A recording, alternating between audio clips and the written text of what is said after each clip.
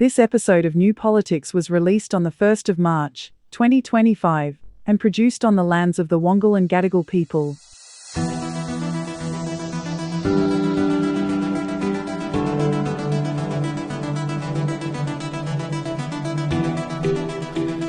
Hello to you, David. We've got yet another action-packed episode coming up this week. We're looking at the relationship with the United States, the spectacle of the right-wing leadership all around the world, and also the lead up to the federal election in Australia. So there's just always lots to talk about, David, in politics. The world seems to be going a bit insane at the moment, and Australia is part of that movement. As we move into the uncertainty, probably not the best word, but a good word, of the federal election and the campaign, and this concerted effort to have one of the most unfit men for prime ministers to become prime minister, even though the likelihood is that he's not going to ever be prime minister. As we watch the Murdoch empire collapse from within, mirroring really the American empire in many ways, we're seeing all kinds of bizarre phenomenon that, if not unprecedented, hasn't happened in a while. And we will be getting onto those issues pretty soon. But before that, we talked about Newtown last week, and that's the inner city suburb in Sydney. And just wanted to say a big hello to the Better Read Than Dead bookshop on King Street in Newtown. And they've been a big supporter of ours over the past few years, as well as supporting many other independent book publishers, but they contacted us during the week to say that they've only got 2 copies left of our best-selling book, Fixing Australian Politics. So if you want to get it, go to the Better Read Than Dead bookshop on King Street in Newtown.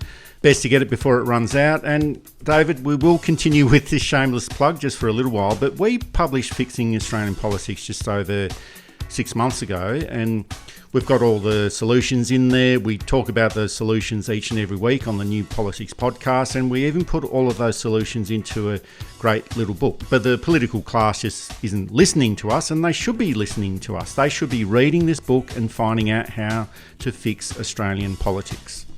Of course, privilege hates any challenge to itself, no matter how useful or good it is. And that's where privilege falls down. It holds on, then suddenly there's nothing to hold on to. Our proposals aren't that radical and usually work within the framework of what's already happening, I think. It's been a while since I've read the book, so I might be missing something. But Australia's got a pretty good system, but like all systems, it can be improved. Also, should add that Better Read Than Dead is one of my favourite places to go.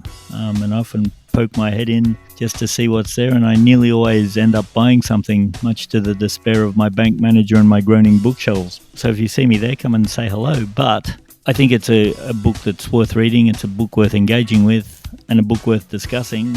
If you can't get it at Better Read, there's plenty of other places to get it, but it's good to support local bookshops as well. Here it is.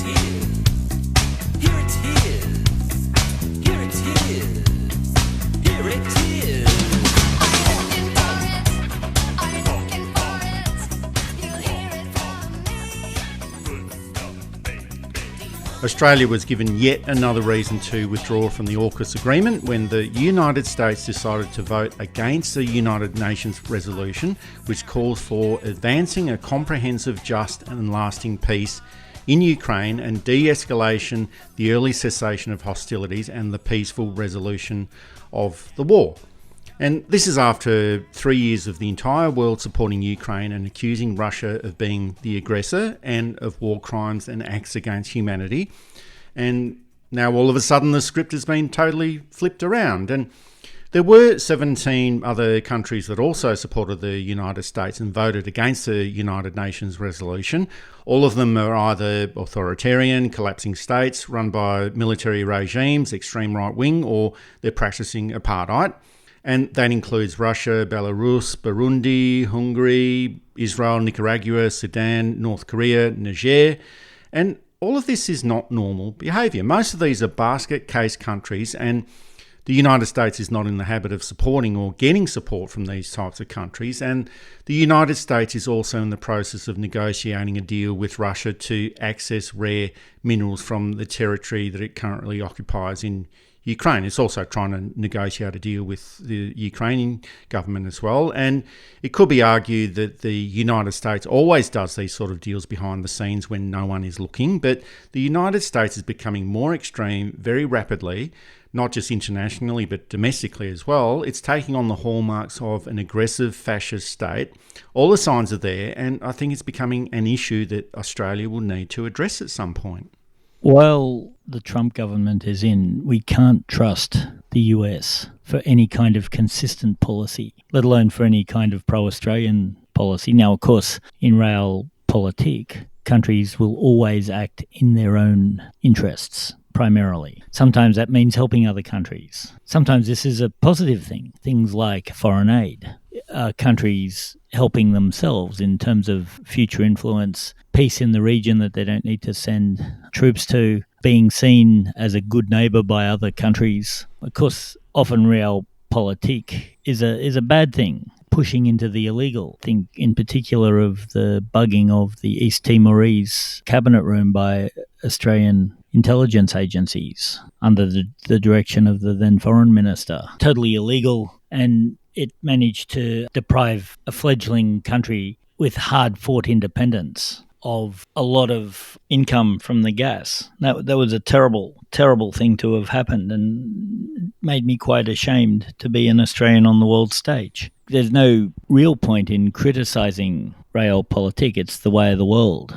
But usually its most ruthless and clever users of it had a consistency. There may have been internal inconsistencies, but if you looked at it from a macro level, you could see, yes, this is completely consistent with the aims and aspirations of the country. We now don't have very many skilled people in the US government. One of the few saving graces of Trump's last cabinet is that there were people like John Kelly and Rex Tillerson who weren't the absolute best chief of staff or secretary of state, but there was a competence and a knowledge there that helped calm things down a little bit. Now we have conspiracy theorists, we have TV hosts with no practical experience. Even a podcaster. And, I have dropped my CV in, Eddie. Hopefully we'll be able to get a job as I'm hoping for a Secretary of State, but we'll see.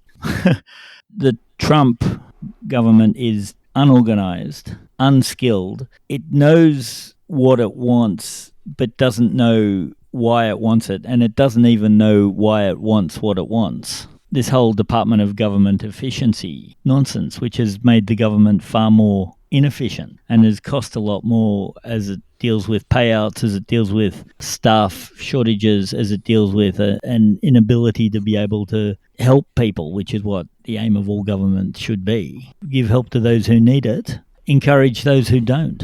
When it comes to foreign policy, somebody put it to me the other day that Trump believes everything he says when he says it. It's sort of the George Costanza, it's not a lie if you believe it. And Trump will say one thing to one person genuinely meaning it, then the next person will come along and he'll say the complete opposite to that person genuinely meaning it, without care for the consequence of having this. And so Australia, as much as we like to think they're our closest allies, they might be our closest allies, but we're not their closest allies. We suddenly will find ourselves cut adrift as Trump's meandering, peripatetic way of forming government or forming policy comes to fruition. And the Prime Minister, Anthony Albanese, was asked during the week if the United States would come to help Australia if it was invaded. And of course, this is always code for China, even though the chances of anyone invading Australia, even China, are about 1,000,000 to 1. So I guess there is a slight chance there. But here's what the Prime Minister had to say about this. We, of course, need to ensure that we look after our own security. That's one of the things that we did with the Defence Force Posture Review. The US is an important ally of Australia, but we need to make sure that our defence is up to scratch. When it comes to international politics, such as Ukraine, to be explicit about it, Australia decides what our position on Ukraine is, and the Australian position is very clear, which is we understand that the struggle of the Ukrainian people is about their national sovereignty, but it's also about the international rule of law. We have contributed $1.5 billion to support Ukraine because we understand that it is a struggle for democracy and the international rule of law, and the implications which are there if Russia is able to get away with, essentially, an unlawful invasion of a sovereign nation. Do we have a guarantee that the US would defend us as an ally? We do, because we have an ANZUS agreement and an alliance with the United States. And you think that's rock solid? Yes. So there is the ANZUS agreement in place that should supposedly give Australia additional protection with the United States, but it's a little bit like the free trade agreement. And Australia and the United States do have a free trade agreement, but that didn't stop the United States imposing a 25% tariff on steel and aluminium imports, and that's not due to be implemented until March the 12th, but we haven't heard anything at all about an exemption yet. So military support in the case of Australia being attacked, well, that's an issue that's never been tested and hopefully never will. And I think the other issue is that the United States support of Russia in this situation, well, that's created a level of instability as well. And without question, the Ukraine-Russia conflict is complex in so many different ways. It relates to the breakup of the Soviet Union in 1991, control of the Crimea Peninsula, there's control of resources. It's an issue of predominantly Russian populations living within the borders of Ukraine. It's about neo-Nazis and fascists living in Ukraine. And the war in Ukraine actually commenced in 2014, and no one in the West took any notice of it until 2022. And for 3 years, the West was fully supportive of Ukraine. And to put it simply, I guess, Ukraine was the good and Russia was the evil. But Donald Trump is now calling Vladimir Zelensky, the Ukraine president, he's calling him a dictator, and he's accusing of Vladimir Zelensky as the one who started the war when he shouldn't have. So we've got a situation where we've either been told a lot of lies over the past 3 years or being told a stack of lies right now. It can't actually be both, but you never know with the United States. It might actually be a case of being told lies over the past 3 years and being told lies right now. But the United States has become a destabilising force. And it could be argued that it's always been a destabiliser with all of its interventions in different parts of the world, but it's also becoming very unpredictable. And now it's got fascist tendencies, both internationally and domestically. And it is transforming global politics very quickly, and we could argue that global politics has needed to change, but just not in this particular way. It could be the last gasp of the old pre-2001 world. We're still feeling the effects in many ways of the so-called 9/11 attacks, or 11/9 as we know them here. And that's now 25 years ago, in case you weren't feeling old, or nearly 25 years ago. We're living in an odd time. I see that there are people out there saying, oh, this has got really nothing to do with Vladimir Putin, except I'm sure Putin at the very least is loving the chaos that the United States is providing. There's an argument in that he is engendering it by supporting Trump and by making sure that campaigns went awry and flooding social media with lies and misleading statements, etc. And Putin is an old Cold War warrior, so his lifelong ambition was to bring the United States down. He's well on the way to that, if that analysis is correct, which I tend to, that Putin is very much in favour of the United States being an agent of chaos, while he can remain a rational, with all the caveats that implies, actor. And of course, Ukraine has gone badly for him. Ukraine could possibly lose the war, but it shouldn't have taken the amount of time it's taken.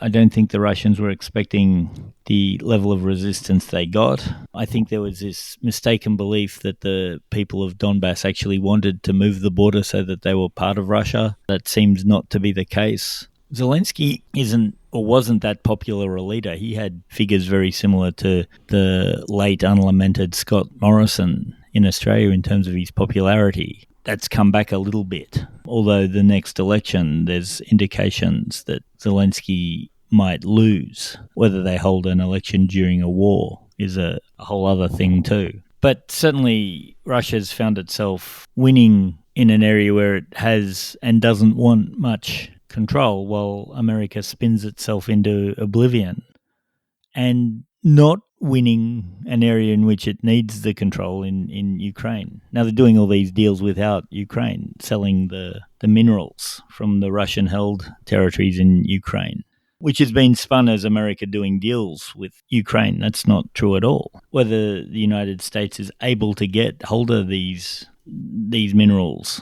is a whole other thing. I think it's also a question of how dispensable Australia is to the United States. And I'd say that it's actually very dispensable. And we've been complaining strongly about AUKUS for some time, David, as have so many other people. And I still think that it's one of the worst foreign policy decisions Australia has ever made. And if a government is going to make changes in a particular agreement, I think you do have to wait for the right moment. And just because an agreement is made, it doesn't mean that it can't be rescinded. And that's what happened with the submarines deal with the French government. That was torn up a few years ago, and we ended up having to pay about $5 billion as part of this deal and got absolutely nothing in return. And it seems like Australian governments have got a habit of paying out money to foreign governments and not getting anything in return. No one really knows what was signed up to under the AUKUS agreement or what would happen if the agreement is cancelled, but you can imagine that the United States won't cancel it at all because it's money for jam for them. But I think the situation internationally, it does give an opportunity for the Australian government to say to the electorate, to say, well, look at the United States at the moment. It's behaving just like a fascist regime and like a criminal state.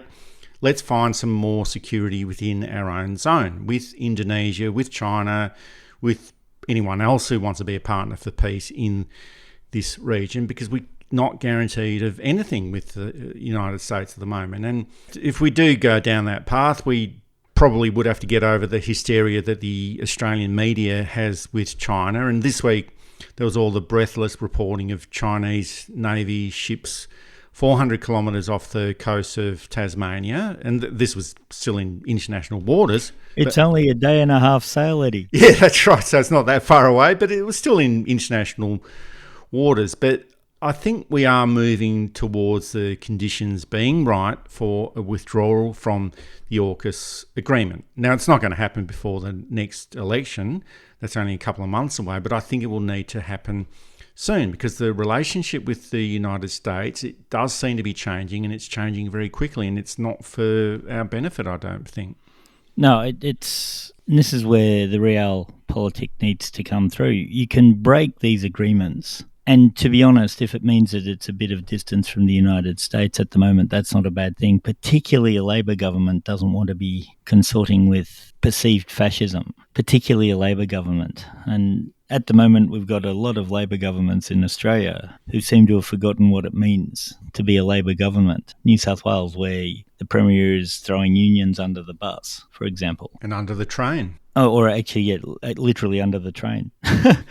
To reshape our foreign policy so that we are protected by our neighbours, rather than hope that the United States might help Australia in the case of an invasion, which is highly unlikely. If China is going to go to war over land, it's not going to be Australia. It will be Taiwan, or it'll be Tibet, or it'll be Mongolia. And China, for all its talk on Taiwan, hasn't actually done much. I think it likes having the bugbear there and the threat of things there. And it's a bit like the blackmailer. The second the secrets become public, they're of no use. Again, the Murdoch tried to break into China, failed, and since then it's been a real anti-China campaign, which the rest of the Australian media tends to pick up on. Seven West, of course, never met a brown-skinned person it liked, or at least couldn't use for its own nefarious purposes. I think Australia has to reshape its foreign policy and do it now before the election, so it's harder for the coalition to ruin if in the unlikely event they get in. This is New Politics with Eddie Djokovic and David Lewis, the best podcast on Australian politics and news commentary. You can support us through Patreon and Substack, and also find us at newpolitics.com.au.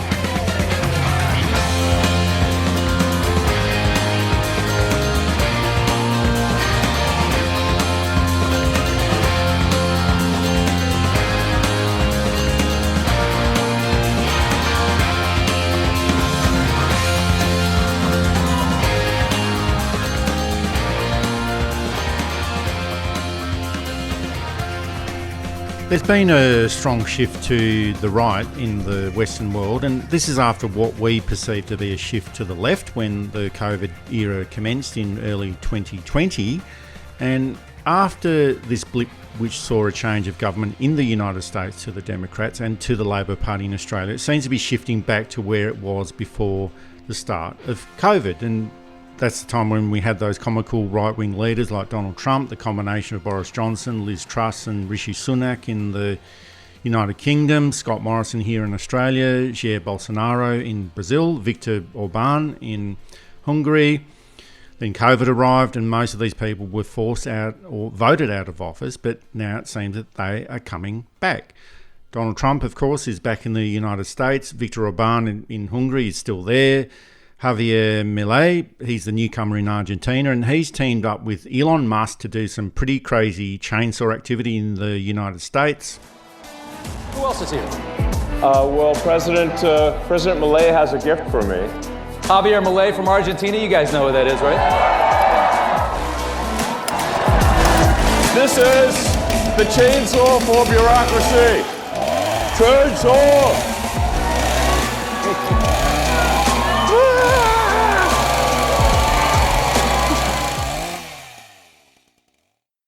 That was all a little bit weird and almost like an SPK gig in the 1990s, but let's not go there. And the Conservatives made a return to office in Germany last weekend, and the far-right Alternative for Germany, or AfD, won 20% of the vote. So that means that 1 in 5 people in Germany are fascists, and it's a strategy that's all based on lies, manipulating facts, and playing to people's fears and prejudices and promising a whole lot of stuff that can never be achieved, and even if it could be achieved, wouldn't be very good for the country. And this is a strategy that's obviously working, and Peter Dutton is trying the same tactics here: fear and loathing, lying about everything. Not so much the stunts, or I can't imagine him bringing out a chainsaw, but he might bring out a whippersnipper or something like that. But it's an entirely negative strategy. Attack everything and offer nothing.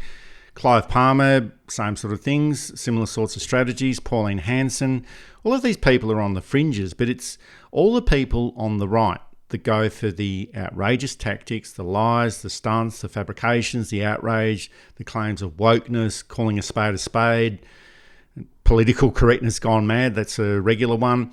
And they don't do this because it doesn't work. They do it because it does work. But centrist and progressive parties tend not to do the bizarre stunts, and I don't think they've worked out a way of defending themselves against what we could call the politics of the spectacle. And in most cases, people do want to see the spectacle, but it's never good for the country.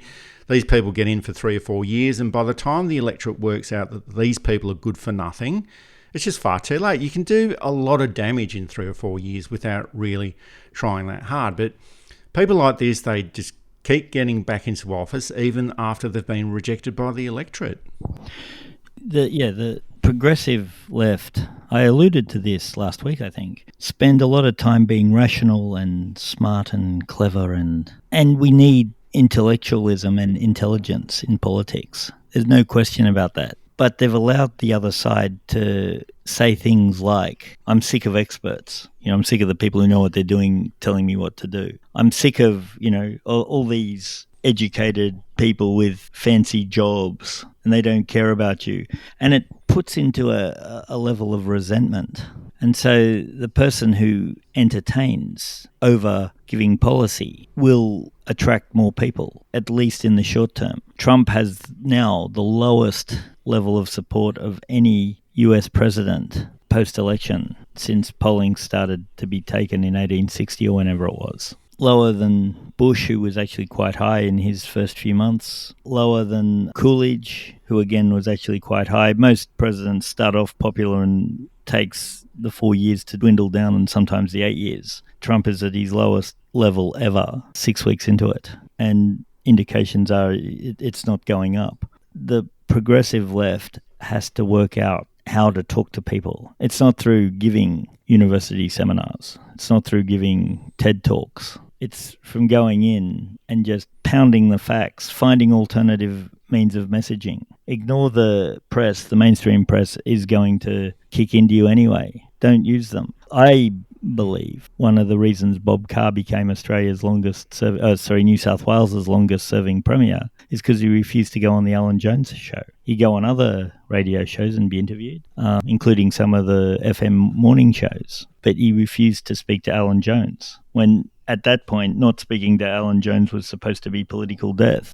I remember Darren Hinch wondering why the Prime Minister at the time, who may have been Bob Hawke, wouldn't go on the show. He couldn't understand it. Everybody watching, and I was a kid then, understood why the Prime Minister mightn't go on that particular show. But the Labor Party, and I think to a lesser extent the Greens, still feel that trying to massage good coverage in the mainstream press is the secret to electoral success, whereas I don't think it is anymore. I think that the mainstream press will say what it says about you, and sometimes it'll be good, most times it won't be. I think to get the message out, other ways have to be found. Social media is an obvious one. Alternate medias obviously have to be vetted. You don't want to be going on a show that promotes conspiracy theories, for example, or a show that looks quite progressive but isn't. Looking at smaller news programs, local radio shows, local radio, local newspapers. Although a lot of local newspapers have closed and they were owned by Murdoch anyway. But there are alternatives to get your message out. And maybe the left has to go back to, and I'll qualify this in a second, to fighting 152 local battles rather than trying to fight the big national one. Having said that, Anthony Albanese, I think, got a win by announcing that boost to Medicare funding. I haven't looked at the full details yet, but it seemed to me to be a thing that, yes, Labor should be doing. It's something that people can understand. You don't have to explain how the DEI will improve the XYZ factor and the XYZ factor will go into, and this will mean that the price of taxable income of Australians will drop by 3.2%, and this means savings, bang, we're improving Medicare, and this is how we're doing it, forcing the coalition who hates Medicare to try and up it. And maybe that's what the message is. Produce good policy. That's the way that you combat the right-wing media and the right-wing spectacle, because politics has always been based on the spectacle and the art of hyperbole. It's been like that since the time of Aristotle and has been like this forever. But for me, the spectacle was amplified pretty much during the 2010s and all of these idiot kings getting into office.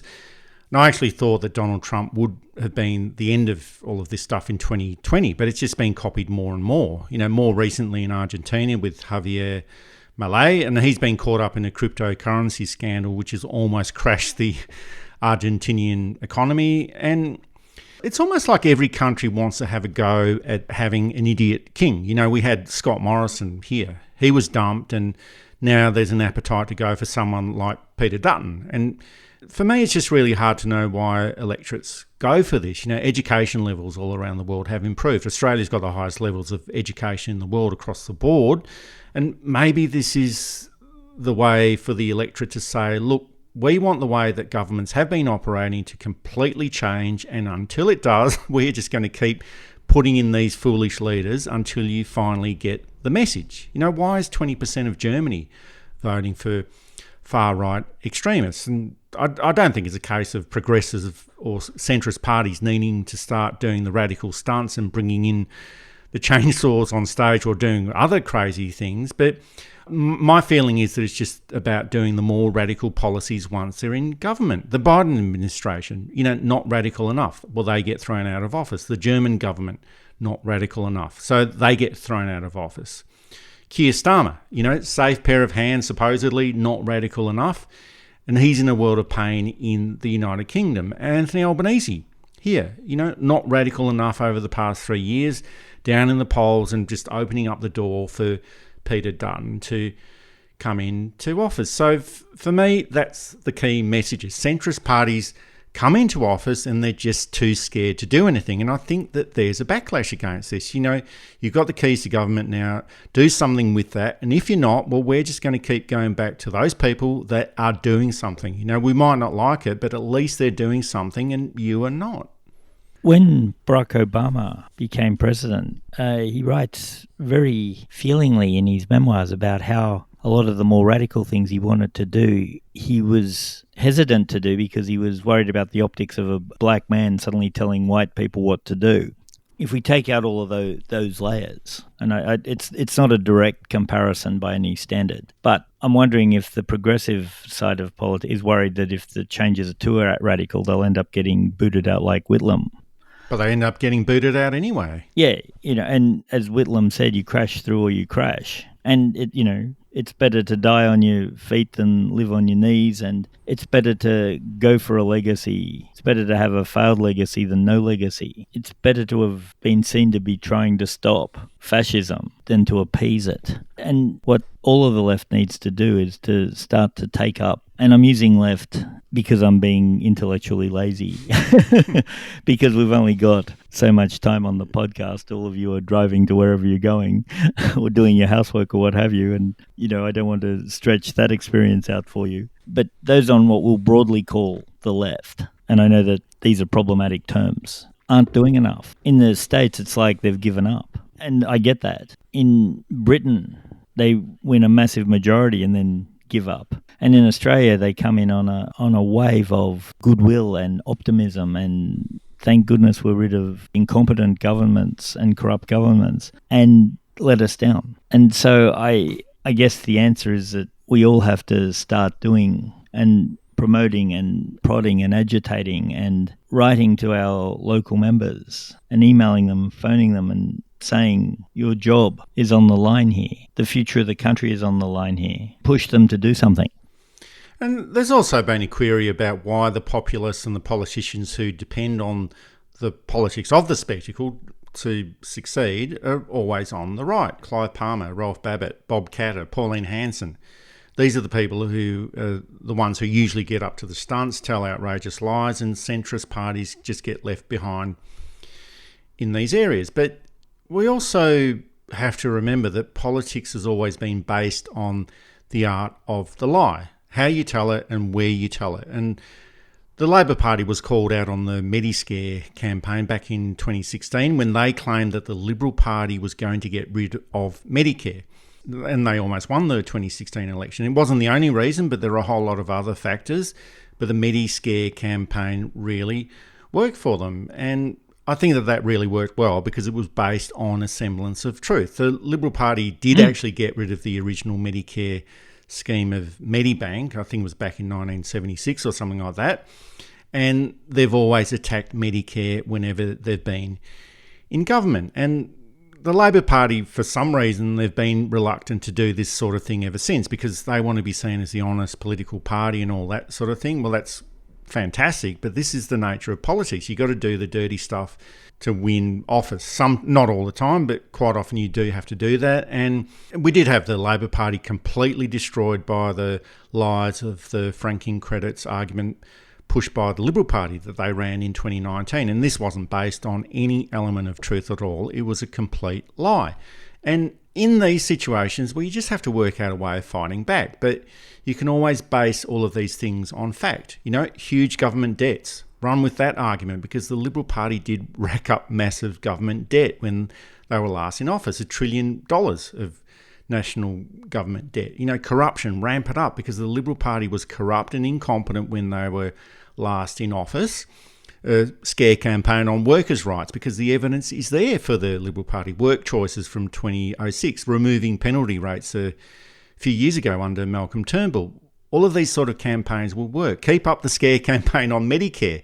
The Liberal Party is not a friend of Medicare, so that's all very believable. So these are some of the things that centrist or progressive parties can do or need to do because otherwise they will be swamped with the barrage of lies coming from the other side, and you just have to work out a way of defending yourself in politics.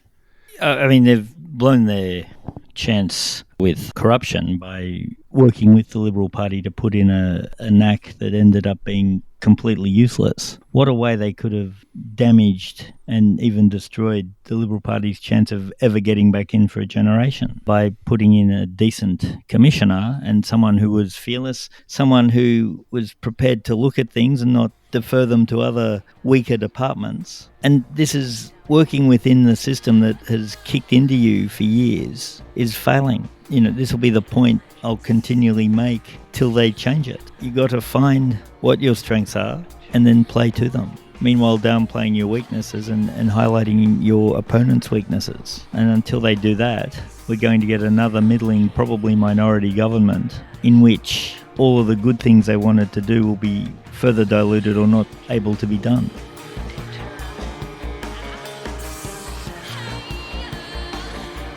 This is New Politics, available through Apple Podcasts, Spotify, Amazon Audible and YouTube, and also available to support at Patreon, Substack, and at our website, newpolitics.com.au.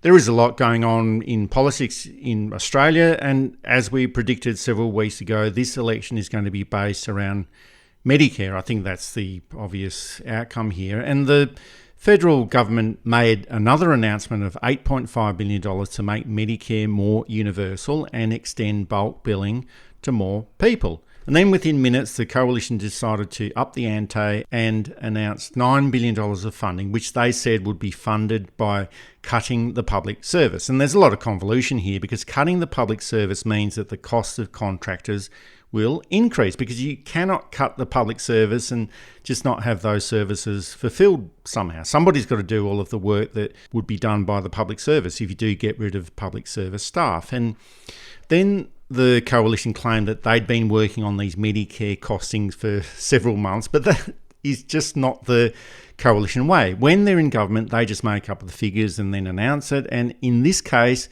they would have seen that the Labor government announced a package of $8.5 billion and thought, well, we better make it a little bit more than that, so let's settle on $9 billion. And there were some more announcements made during the week by the government, $7 billion for the airport rail link in Melbourne, and there will probably be more infrastructure announcements by the Prime Minister because this is his area of expertise as a former Minister for Infrastructure, but it's obvious that the election is going to be held soon, and we can tell because the government seems to be releasing more details about Peter Dutton or ramping up some of the details that are being revealed about his personal assets. And some of this relates to share tradings from 15 years ago and details about his extensive property holdings. And this wasn't actually released by the Labor government. It was released by the Sydney Morning Herald. And generally, it would be good if we didn't have any political dirt at all being released by political opponents or by the media. But the coalition has been doing this forever. And if one side of politics does it, well, I think the other side has to do it as well. And I'm just a bit surprised that it's taken so long for the government to start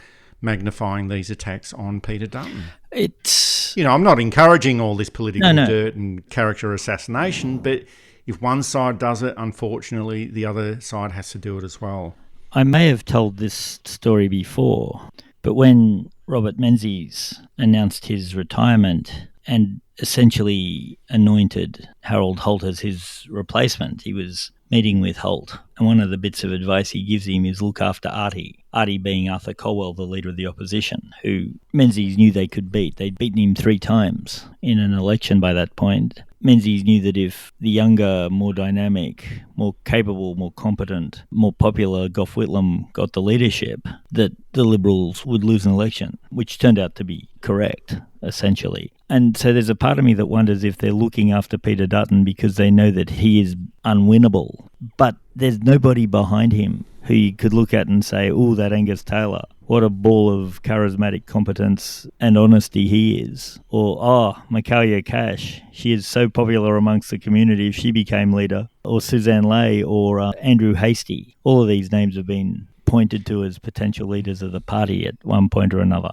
And there's just not many names in that list. And yeah, there's no one there who, I'm not saying they won't, because I don't want to be, in 10 years and saying, I always knew Suzanne Ley had become Prime Minister. But it wasn't the obvious choice that, say, Gough Whitlamont. It wasn't the obvious choice that Bob Hawke, Malcolm Fraser in 74. Fraser was the obvious choice over Billy Snedden. And of course, probably 4-1 of people who were the obvious choice and don't make it anyway. But there's no one who stands out as the next leader of the Liberal Party. The Liberal Party is at least a generation away from being a dominant force in Australian politics, or it should be at least a generation. I think I've said before, I don't think the next Liberal Prime Minister has even entered Parliament yet. And of course I could be wrong. There's 30 backbenchers where there's a potential there. And some of them are good, hardworking local members who are well liked in their community and may have the higher order skills required to be Minister and Prime Minister. But this is the time for the Labor Party to just go into berserker mode. Oh, you're right. They should be going for broke. But generally, the Labor government shouldn't have to rely on getting the dirt out on Peter Dutton or magnifying all of these details from some time ago. But it's almost a break the glass in case of emergency type of situation. But the government just really doesn't need to let people know who Peter Dutton really is. Focus on his record when he was Minister for Home Affairs or the Minister for Health, the Paladin affair, his dodgy dealings with unsavoury characters. It's almost like there's no need for a dirt unit because it's all there on the public record. But definitely the government has to work hard to change the public's perceptions of Peter Dutton. From Peter Dutton, the firm Queensland Copper, to Peter Dutton, the massive property investor, the dodgy dealer, the guy who did a dodgy share trading deal the day before the government announced a bailout of the banks in 2009 during the global financial crisis. And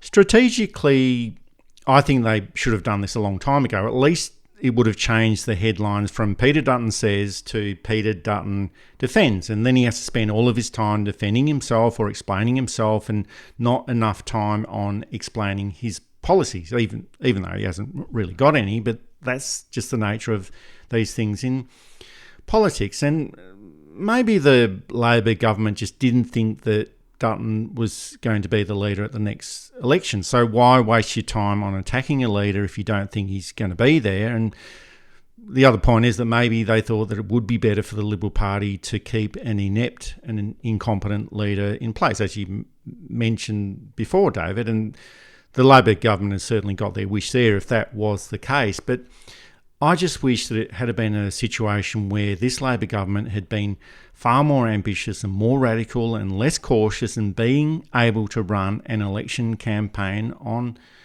what they've achieved, rather than having to rely on a campaign when it's based on attacking Peter Dutton all the time. And, maybe their strategy was based on this assumption that Peter Dutton is the type of character that will easily fall apart during an election campaign, and I think that's probably correct, but it just would have been better to run a positive campaign on all the grand achievements of government, but it looks like they've decided that they just won't be able to do any of that. I think it wasn't an unreasonable assumption that Dutton wouldn't survive to the next election. I think we were predicting that pretty much every week for about 2 years. Yeah, everyone got it wrong. In a sense, he's been underestimated. And I could go into the factors, et cetera, but there's no point in doing that now. Maybe that's a discussion for another day. How did Peter Dutton survive? But we also need to see, and I think this is a key problem with Labor's strategists, they're not agile. They work out the strategy and then they run with it, no matter what. And this is why the Voice fails in referendum. The campaign wasn't working, they dithered, all of this. And instead of changing the campaign, they stuck with it, got outflanked by the left and the right, and ultimately one of the worst referendum losses and one of the biggest shames and embarrassments to Australia. And I think we're in the same spot. Well, Dutton's not going to make it. we don't have to worry about him, he's not going to make it. We're, 2 months from the election being called at most. Oh, they're going to change him with no indication of this. I think Labor needs to sit down and learn how to rethink a strategy. Mike Tyson, the boxer, said he always goes into the ring with a well-developed plan of how he will defeat his opponent, and that plan disappears on the first punch.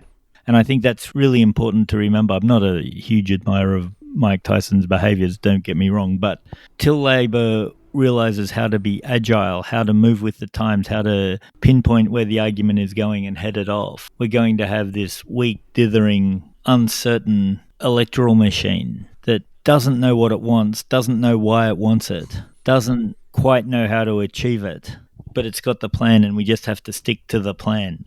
And meanwhile, every other factor in the world is stopping that plan happening, which is usually your chance to throw the plan out and come up with a new plan. Or you have 3 or 4 plans, but they don't seem to have that ability yet. And I suspect they were spoilt by the Hawke years, where you could generally run with the one plan. But that's more years back than we care to remember. And it's time to rethink things. Going down a hard road. Don't know where I've been. And while we've been focusing on a potential federal election, there is an actual election in Western Australia, and that's happening next weekend. And when it comes to certainty, you cannot get an election result that is going to be more certain than this. So Labor is going to win this election. We could probably call it right now and gazump Anthony Green, and he's actually retiring pretty soon, but we could gazump him and call this election right now. The Liberal Party will pick up seats, as will the National Party, and they just have to. Collectively, they only hold 6 seats out of the 59 seats in the WA Parliament, and the result in the 2021 election was absolutely abnormal, and the Labor Party won 53 seats of the 59 and 70% of the two-party vote. So that's just simply not going to happen again. And generally, I think that the WA government has been a good government over the past 8 years. And sure, they haven't been perfect. They've had a few scandals on the way as well, but generally they've been a good government. But despite all of that, there will be a natural swing back to the Liberal and National parties. It's just a question of how much. And if the Labor Party gets the results that gives the federal leadership enough confidence for the federal election, as in the WA Labor government doesn't lose too many seats or doesn't have such a massive swing against it, well, I think it might be tempting for Anthony Albanese to call an election earlier than anticipated. And we have to remember that the WA Premier Roger Cook isn't Mark McGowan, in the same way that Anthony Albanese isn't in the same league as Bob Hawke. But Albanese might be thinking, well, Roger Cook, he got a good result there, even though he's not anywhere near as good as Mark McGowan. And a good result might see a trip to the Governor-General the following day.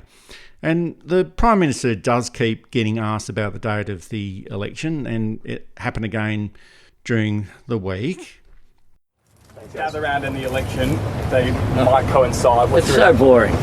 It's so boring. The question is, what's boring is questions about election timing.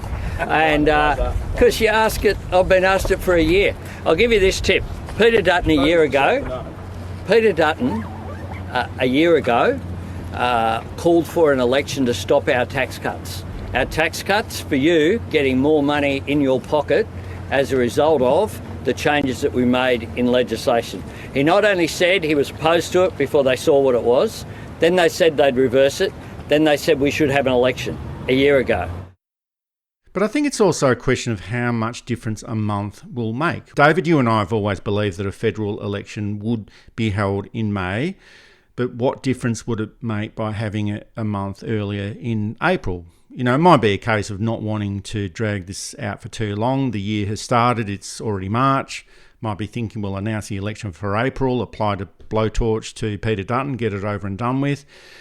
And that might actually be the case, but I just still think that it depends on what happens in the WA state election next weekend.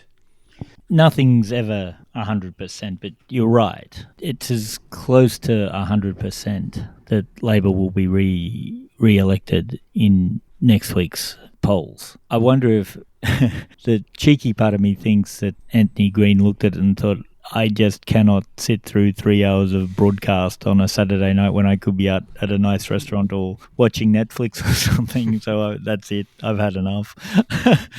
And of course, we wish Anthony Green all the best in his retirement. May it be long and healthy and happy and all the things he wants it to be. But it's one of those things where any gain for the Liberal Party is going to be seen as a success for the Liberal Party. If they go from 6 seats to 8 seats, that's a 20% increase. No, a 30% increase. If they go from 6 seats to 10 seats, that's a 40% increase. And I know the mathematicians out there are gnashing their teeth and correcting me as you speak. Please let us know in the comments where I got it wrong. So I note that it's actually not looking good for the Liberal Party. I think they've lost a couple of candidates through the types of scandals where you lose candidates. There is also a possibility that the Liberal Party will be wiped completely out. Mainly the Leader of the Opposition hasn't really made an impact on the campaign, despite having only a couple of sources of main media, one owned by Kerry Stokes, owned by CBS on Channel 10, owned by the Liberal Party, essentially, or the Channel 9. Well, they're really ramping up the chances of Basil Semplis, even though he's not actually in Parliament at the moment. Yeah, it shows that they're desperate. And the Liberal Party in Western Australia, as far as I can tell, hasn't actually spent a lot of time trying to rebuild. And you're a bit closer on the ground there. But you're not getting a lot of active branch meetings and public forums and things that really they should have been trying. Now, I know that it was a devastating loss. Their resources are well down, and they had to have time to grieve and heal from that. And that's, as it should be. I know some of our listeners out there are saying, yes, it's exactly how it should be. He. But the rebuilding doesn't seem to have happened. So I'm wondering if they might even lose a seat or two. Well, it is very hard to go from 2 seats, which is what the Liberal Party holds at the moment, anything more substantial. The overall opposition, or the coalition in WA, they've got 6 seats. The Nationals have got 4 seats, and the Liberal Party has got just the 2 seats. But it's just that process of not having enough resources on the ground. And a lot of people have been pointing to the Queensland experience from 2015, where the Labor Party went from something like 11 seats to actually being able to win government. But the Liberal Party and the National Party in Western Australia, well, they're even further back than what the Labor Party was in Queensland. And they don't have the Campbell-Newman factor. Well, that's right, but also generally the perception of the West Australian government is that it's been a good government during this time. It's absolutely nothing like the perception that the Campbell-Newman government had in Queensland. You're absolutely right. So these are all the factors that you need to take into account. So we're not just saying that the Labor government in Western Australia is going to win that election just for the sake of it. You just look at all of the different factors that are involved, and it's just virtually impossible to make up that ground in one election. It might be another election where they might be able to win, but definitely not the case in the 2025 Western Australian election. Yeah, and I said 6 seats earlier, but that was including the National Party with their 4 seats. Again, the numbers, just pure psephology, the numbers would suggest that even if it was a massive swing against the Labor Party, it would have to be 40 or 50% swing to even get the Liberals back to a position of effective opposition. So as much as a part of me wants to have a little bit of doubt, there's not a lot of doubt that the Western Australian Labor government will win next week, and the real question is how much? Will we be surprised and have more to talk about when the Liberal Party wins 15 seats from 2? Or is it, as I think, that they might lose the 2 they've got? I don't know how the National Party's performed at all. They might lose one. Although I think the gains on the right will probably go to the National Party than the Liberal Party. So they might win 2 or 3 or even 4 seats, which won't be enough, but might tell us something about what the electorate is thinking. That's it for this episode of New Politics. Thanks for listening in. And if you'd like to support our style of journalism and commentary, please make a donation at our website at newpolitics.com.au. We don't beg, plead, beseech or gaslight you about journalism coming to an end. We just keep it very simple. If you like what we do, please send some support our way. It keeps our commitment to independent journalism ticking along. I'm Eddie Djokovic. Thanks for listening in, and it's goodbye to our listeners. I'm David Lewis. We'll see you next time.